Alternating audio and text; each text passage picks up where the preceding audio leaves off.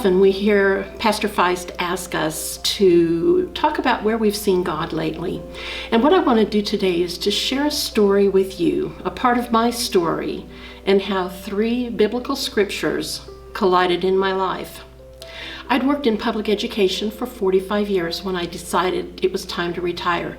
Things were different, philosophies were different, even services were different, and it just wasn't who I was anymore.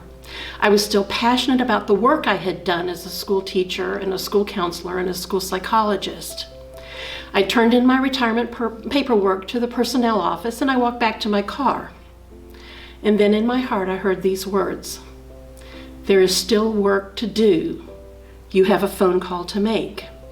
So I returned to my office and called the place I knew I was supposed to, and that was the Little Lighthouse here in Tulsa. It's a private Christian preschool for children with special needs.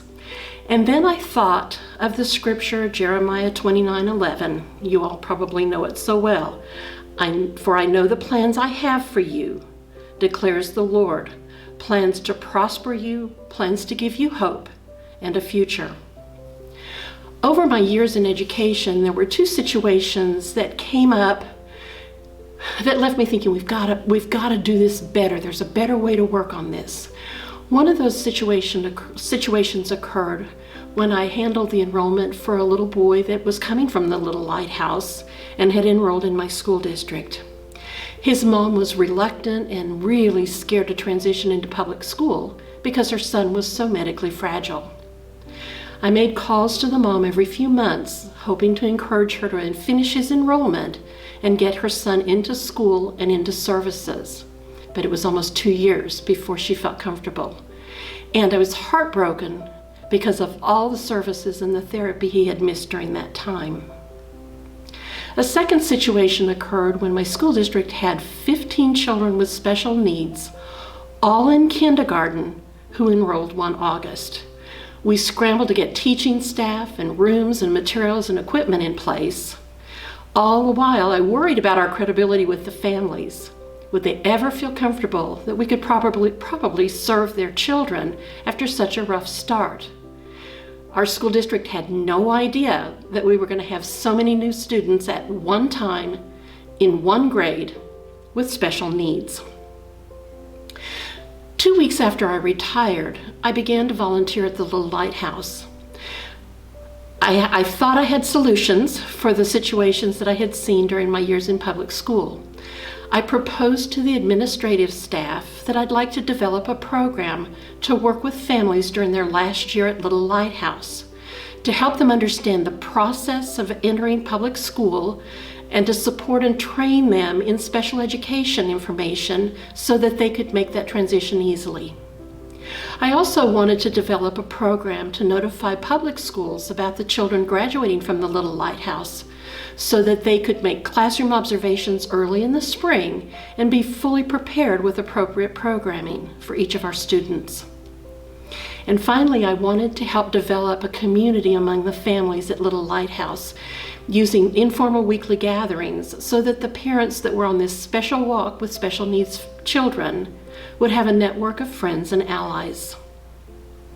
I've now been at the Little Lighthouse for 3 years, and God has been incredibly supportive and blessed us with all of these programs.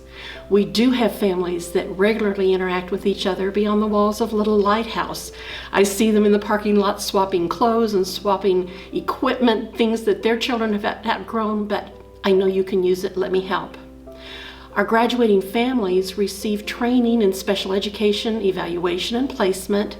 We walk them through the process of enrolling in public school systems, and we hope leave them with a feeling that they are empowered to be advocates for their children's special needs.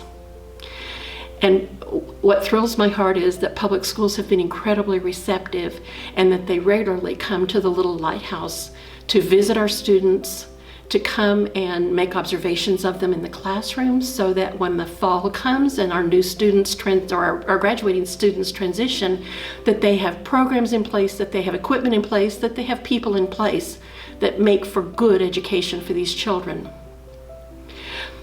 It wasn't long after I began volunteering at the Little Lighthouse that I was offered a paid position at the Little Lighthouse. It encompassed all of the specific work that I was already doing. Initially, I was thrilled because it was my dream job. But within 24 hours, I heard words in my heart. You were sent there to serve. Do it my way. Then the scripture from Colossians 3:23-24 came to mind.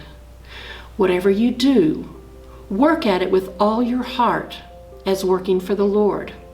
It is the Lord Christ you are serving. Marsha Mitchell, who's the founder of the Little Lighthouse, wrote a book called God's Work, God's Way.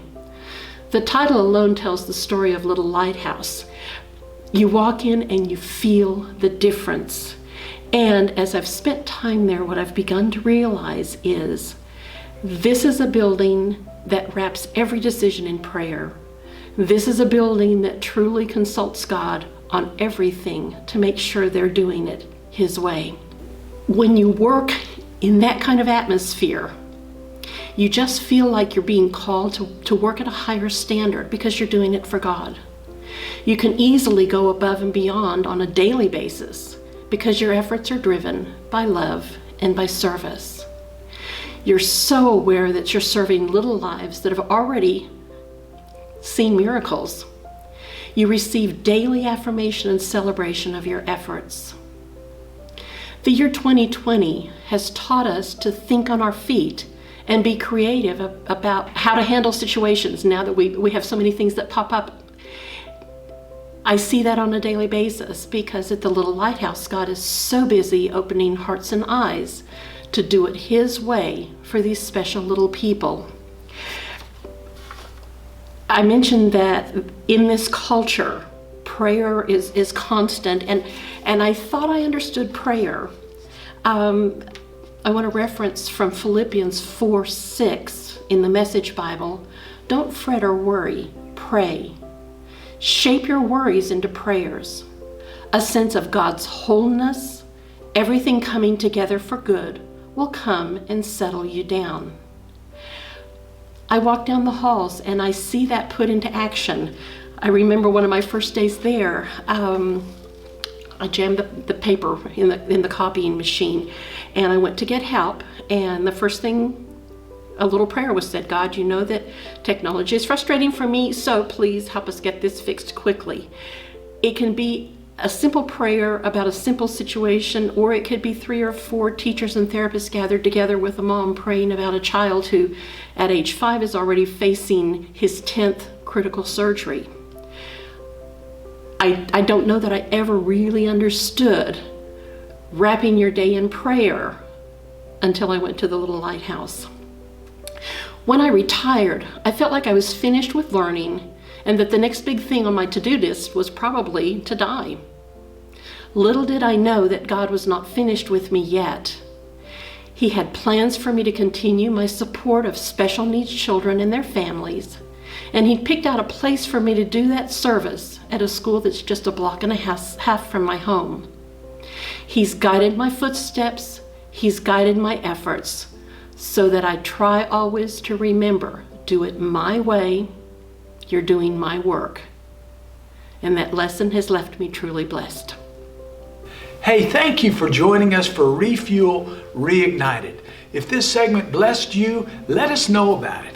If you have prayer requests or praise reports, contact us through the website or the app. We want to hear from you. Keep up with the latest discipleship opportunities there too. CUMCTulsa.com. God bless you today. May your heart for Jesus be refueled, reignited in every way.